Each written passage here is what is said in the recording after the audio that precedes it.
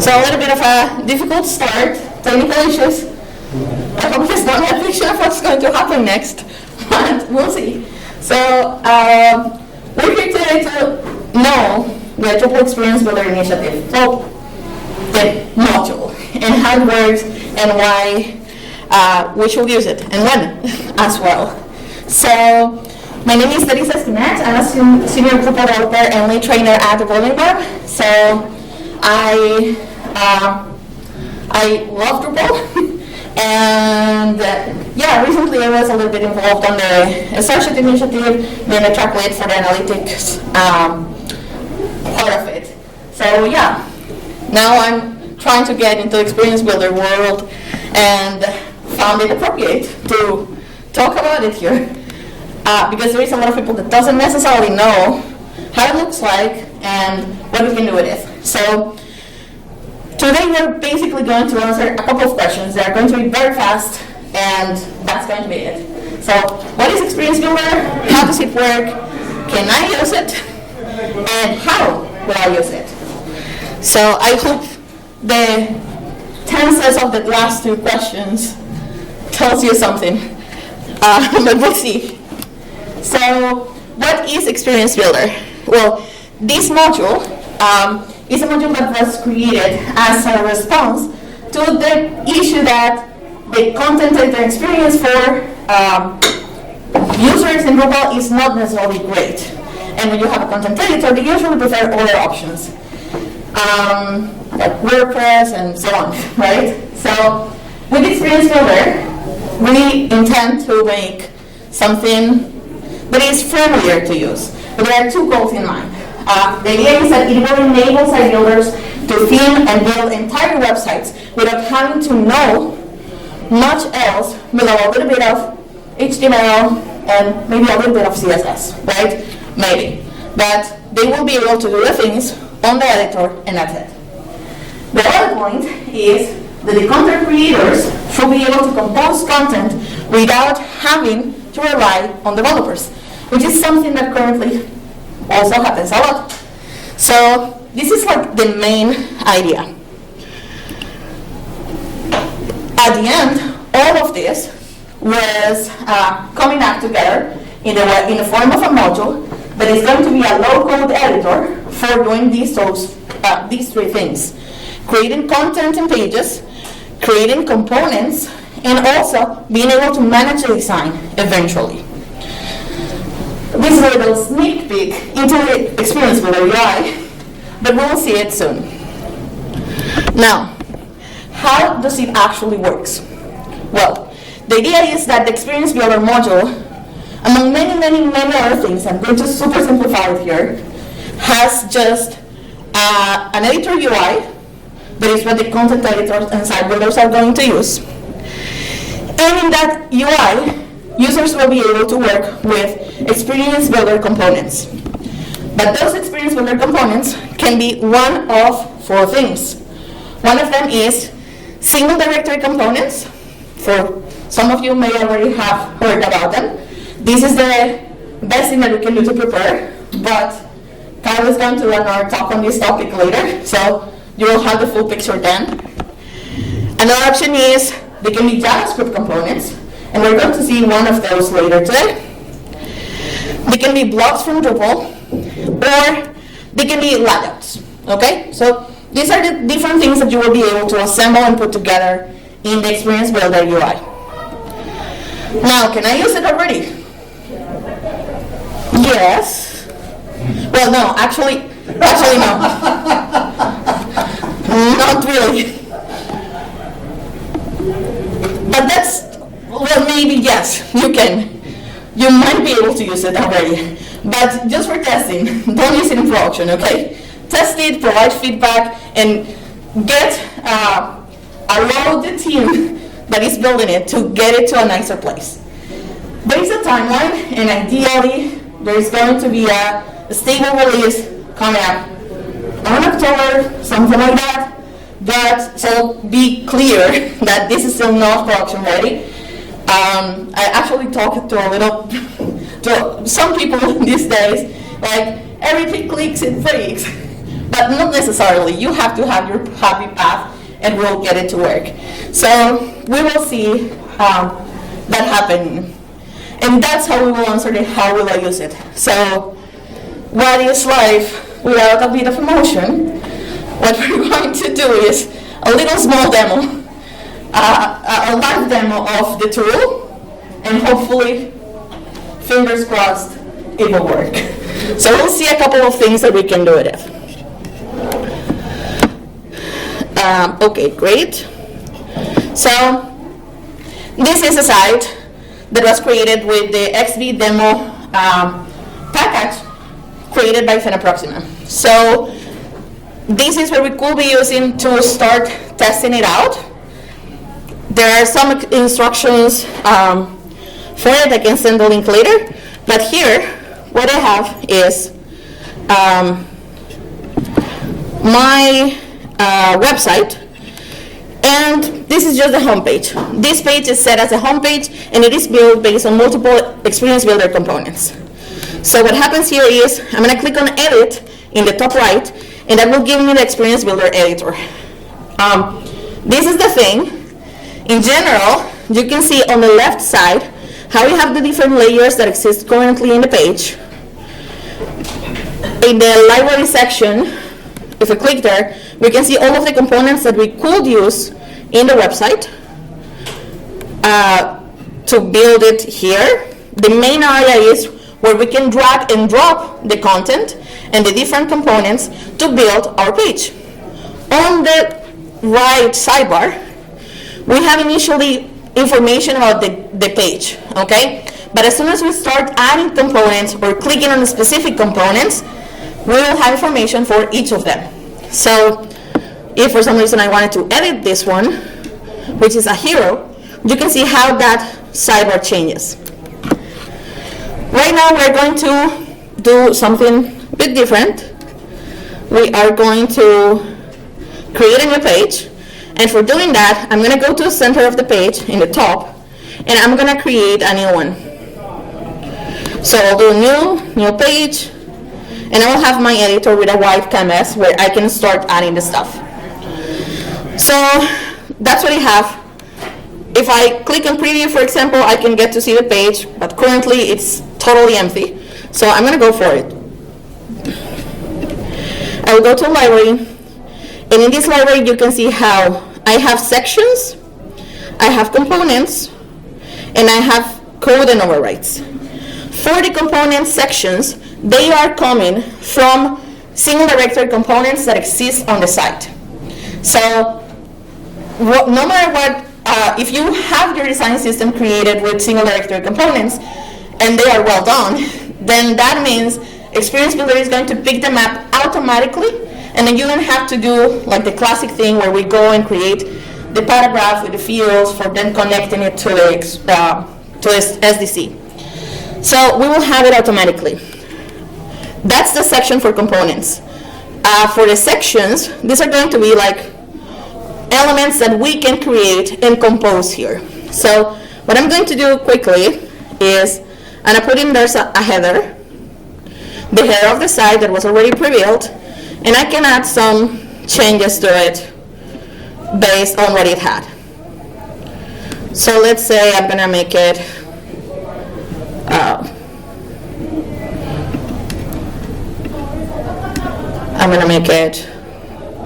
the blue shadow. That's fine. So I have that. I can continue to create elements. There is this, for example, container. I can come here, drag, drop it, and then I have the area for adding content to it. You can see how I can still add some changes. In this case, I'm going to add some columns so I can build my stuff. And I will configure this to use 3 columns. So now you can see the space in there. I also can zoom in, zoom out, and move things around. In this case, I'm going to add also some stats. So I have a stat card element here. I'm gonna paste it, and I can do my changes. And you can see how it is like full. What is this? What you get? And we can add that here. So I'm gonna say, sorry? 99. Yeah. I'm not gonna add a suffix here. I'm gonna just add some text. 185. People registered for the event. I'm gonna add another one. Really? It's not updating. What I told you before. I can't believe it. Well, I can.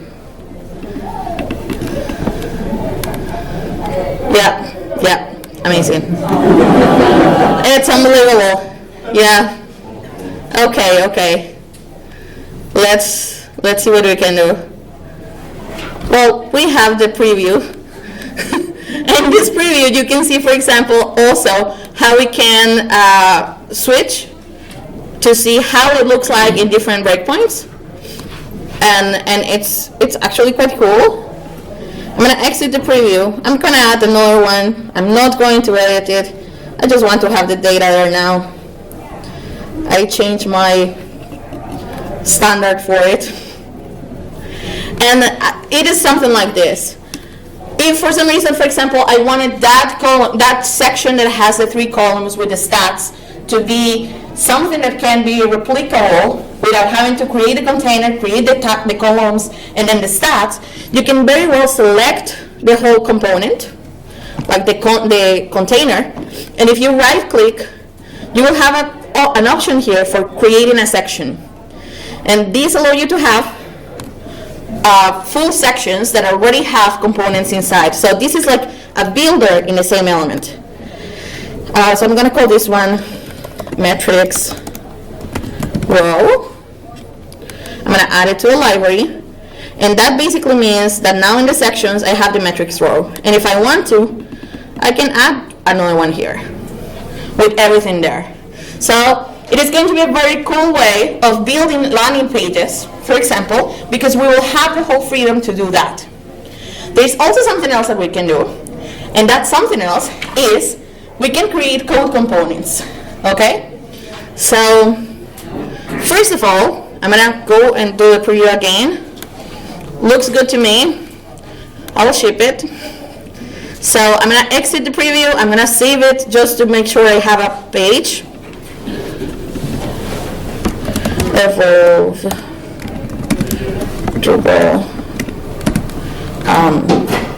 demo. I will review it and publish it. And now my page is published.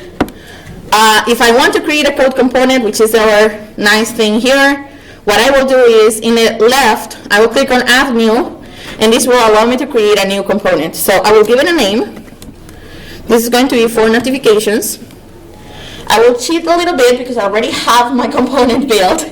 So what I will do is I will copy a code and I will put it in that editor. If you look at it, that's where we can have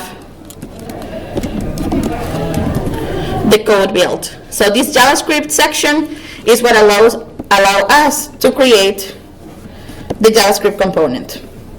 So in here, I'm going to paste my code, and this code is basically creating that element here. We can also automatically see that preview. When we do this, we can already also start adding component data. So this part is more like for devs and so on, like at least the code part, but I have it there.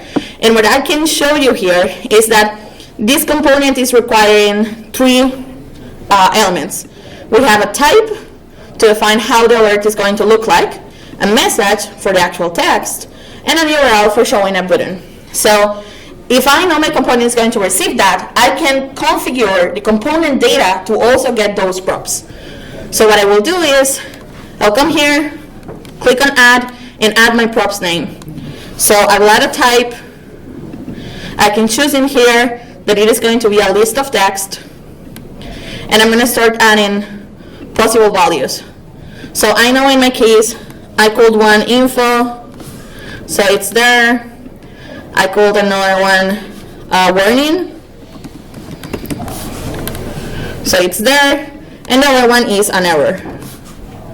So when I have that, you can see that I can also change the default value for the preview to any of those options. And then if I change it to warning, it looks different. If I change it to error, it looks different. I will add my other two props. One was for the message. So I'll do it here. Message. It is of type text. In my case, I'm going to make it required to force the user to add it. And then in here, I'm going to add a value.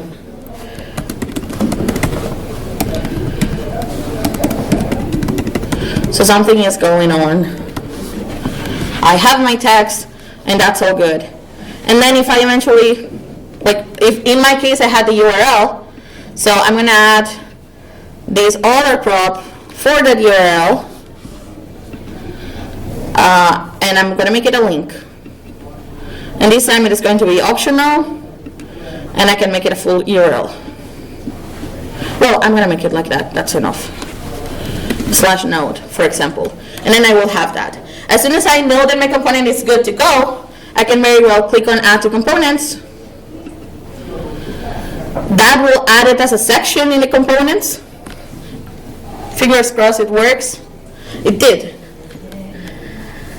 And here, in the component section, now we should be able to get the notification that I can use to drag and drop and place it somewhere, like there.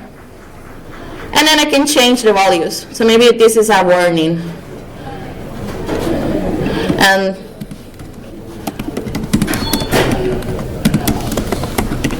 there is it. And I can preview my changes. So I have my alert created as a JavaScript component fairly quickly, just created a JavaScript element and added the component data. But here, this is basically what we can do. So this is like an intro to it. Again, there are some things that are in the happy path, some others that are not. If you want to know more information about how you can prepare for actually working with it and having it in production sites, what is the timeline, and so on, you can also go to the other Experience Builder talk, which is at 12:10. And I forgot the room name, but the other tech room. So, yeah, thank you so much.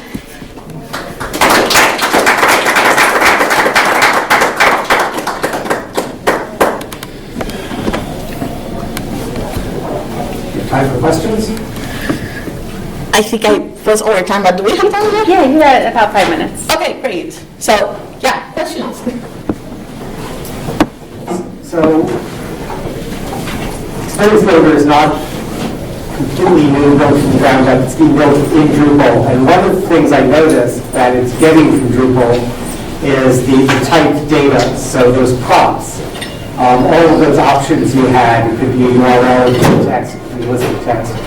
Those are things that are familiar to Drupal site builders, and that's one of the things Experience Builders is leveraging from Drupal. Yeah, exactly. It is actually using multiple things from Drupal, and the extra thing that is happening is like the React part to be able to have this editor experience, right? There are a lot of extra elements that are being created for actually being able to have it, but I think the single directory components is one of the biggest things that it is relying on currently, which relies on what you mentioned about type data and so on. Yeah, and I think it's quite cool. And eventually, in theory, there will be a possibility to like also have structured content built in this way, but it's like probably not the main use case that we will have. You can enable whether you want to have the Experience Builder on a particular content type or not. So that's also a thing.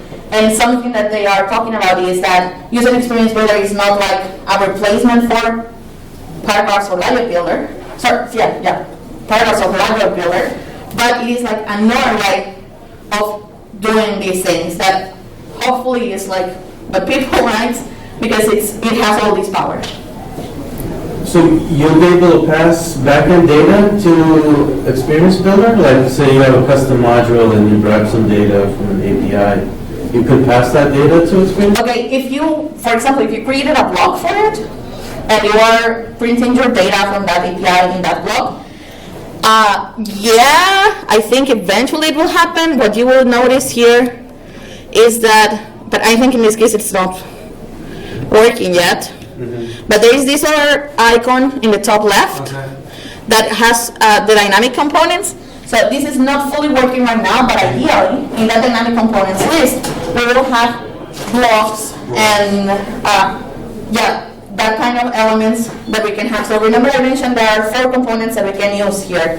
So one of them was blocks. So yeah, for sure, if you have something in your plugin and you want to print it there and you do it as a block, we might be able to get it there.